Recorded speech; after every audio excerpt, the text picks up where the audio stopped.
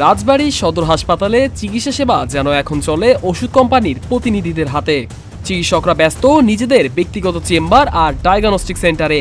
সরেজমিনে গিয়ে দেখা যায় বহির্বিভাগের ১১০ নম্বর কক্ষে রোগী দেখছেন ২০ বছর বয়সী এক যুবক, যিনি একজন হার্বাল কোম্পানির বিক্রয় প্রতিনিধি। ডিউটিরত ডাক্তার সিফাত মাহমুদ স্বীকার করেন, রোগীর চাপে প্রতিনিধিকে দায়িত্ব দিয়েছেন, যা তার ভুল হয়েছে।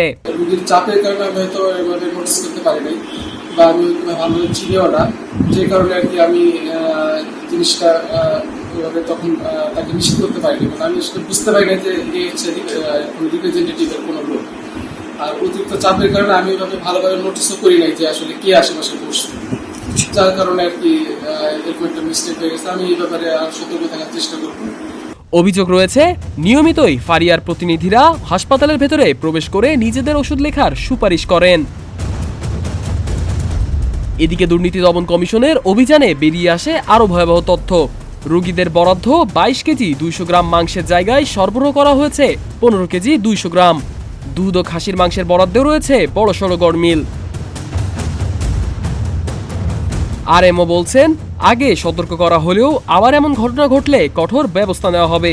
তবে তত্ত্বাবধায়ক বলছেন, দুদকের রিপোর্টের ভিত্তিতে প্রয়োজনীয় ব্যবস্থা নেওয়া হবে। অনেকবার সতর্ক করা হয়েছে, মেডিকেল অফিসার যারা বসেন এক একদিন তো এক একজন বসেন, আমরা যখনই পাই তখনই ফোন দেওয়া হয়, বলা হয়। আর এই ব্যাপারে আইনগত ব্যবস্থা গ্রহণ করা হবে যদি এর পরবর্তীতেও যদি এরকম আবার দেখা যায়। চিকিৎসা সেবা নিতে এসে এমন অনিয়মে হতাশ রোগী ও তাদের স্বজনরা। তবে অভিযোগের সত্যতা যাচাই করে আইনগত ব্যবস্থা নেওয়ার আশ্বাস দিয়েছে দুর্নীতি দমন কমিশন।